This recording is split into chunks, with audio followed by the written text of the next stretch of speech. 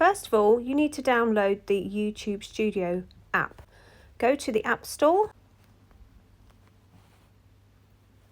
scroll up and download the YouTube Studio app.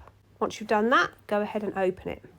Go down to the Videos tab, click the video you want to edit, go ahead and click the pencil at the top right, click the title and you can edit the title. Once you've finished editing, just click back and then click save. You can also change the appearance of your video from public to unlisted. You can also turn your monetization on or off. You can decide on who the video is for. You can also decide on the playlist your video is going into. And you can also add or remove the tags. If you want to change the thumbnail of your video, you click the pencil actually on the thumbnail. Swap up any of the ones from your video. Once you're done, go ahead back and then don't forget to click the save button.